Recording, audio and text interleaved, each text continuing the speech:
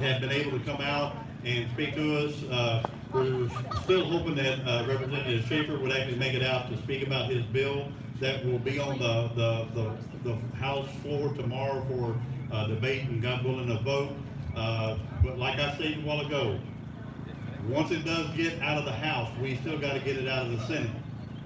We have, from what I'm hearing, at least one Republican senator that is preventing not just constitutional carry from possibly moving forward in the Senate, but even Second Amendment sanctuary state legislation. Who is it?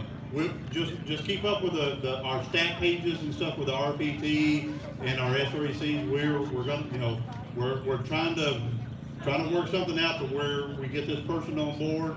But if we can't, we will start applying all the pressure that we can and really and hopefully entice this person to join with the rest of Texas that wants constitutional carry. But with that being said, I have the distinct honor as the SREC committee man for the State Republican Party to actually serve with our most conservative senator in the state of Texas, Senator Bob Hall. Our favorite senator. Thanks, Steve. Thank you. And thank y'all for being out here today. You know, government is run by people who show up. And what you being here today is what we need to have more of. There should have been 1,000 people or more here today. That's right. Because the left is going to be here. They're going to show up. And I will tell you, they have been. I'll tell you what we've been experiencing up there in our hearings is about 20-to-1 ratio of the left showing up to testify and the right staying home and being quiet. And I got to tell you, that's not helping us any on getting the bills done. I didn't mean to come out here and get the election, but I got to tell you, we're in there working. We're in there fighting. We did just manage to get a gun bill passed in the Senate that's going to allow people to carry their guns in hotels now. So we are making some progress, but in the hearings, we had very few people show up in support of it and a whole lot of people showing up against it.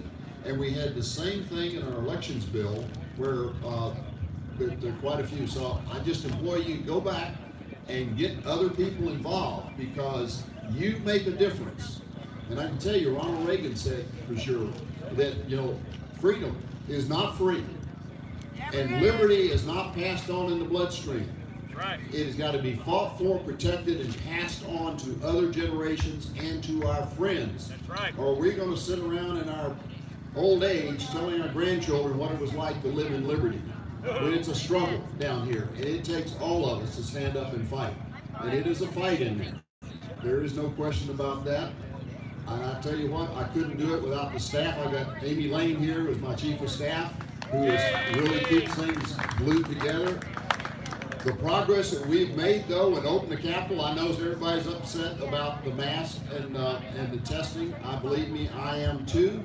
But to get to this place for where we were when they first opened the Capitol, they've actually wanted to keep it closed and have all of the testimony and committee hearings and floor be done remotely.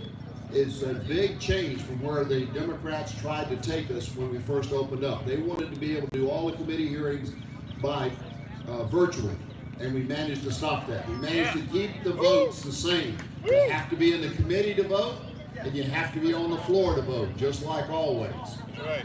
And so, while we're working to get rid of the mask and the testing, we would not have been able, actually, everybody understands, the Democrats would have walked. They would have walked out and we could not have had a quorum if we didn't do what we did. Now, none of us liked it, didn't want to do it, but the difference between not being able to meet and actually get things done and having to make a small concession to them allowed us to be able to gather in there and do it. We're working, we've got gun bills up this week in the Senate. I think we've got a big day tomorrow in the House. We've made progress with our pro-life bills and some of our property rights bills out of the Senate. Nothing has crossed from one house to the other to actually get passed out and say it's on to the way to the governor yet. But it's a fight, and I can guarantee you one thing, that I will keep the promise that I made when I first ran. And that's what will get us across the line, the finish line. is that I will go to God every day on my knees and pray for His wisdom, His courage, and His strength to know and do His will. And I will fight for that for as long as I'm standing here and able to do it. So I ask you to pray for us. There's spiritual warfare down here. We need your prayers, and we need your phone calls, and we need your conversations with your rep and your senator. That's who needs to contact them. That's who they listen to. They listen to who is voting for them.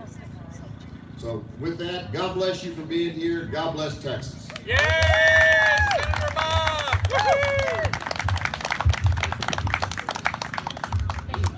Thank you, Senator Hall, for coming out. He's going to have to run back in there. He's got other committee meetings, but we appreciate his and all of our state reps' time.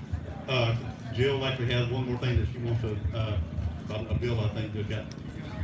Thank you all so much. I just want to add that our banning gender modification, Representative Krause's Bill 1399 is going to be held, or the hearing rather, is later today. So please come in and register supporting for that bill. If you're not able to stay to testify, you can come in and just register a position supporting that bill. But we're really excited it's got a hearing this afternoon, so thank you all so much.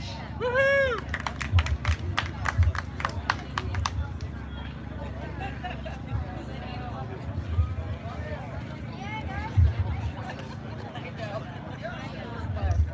With that, we've come to the end of our guest speakers, and thank you for coming out today, listening to your state legislature, both House and our Senate, Senator Hall being out here today, speaking to you about what is important, not just to the people behind these doors, but to the people of the state of Texas. So we appreciate you coming out today, listening to us.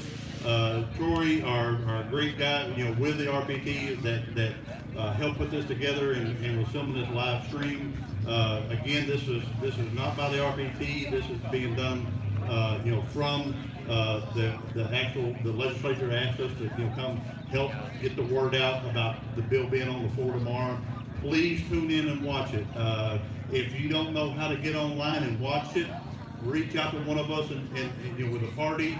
If you're friends with one of the state, one of our state legislators, reach out to them. But please watch the hearing and participate whenever it's possible to make sure that it gets voted out of the House and onto the Senate. And then we will, we'll be working with this one senator that's trying to slow things up for us. So with that, I appreciate everybody being out today and look forward to our next session. Thank you.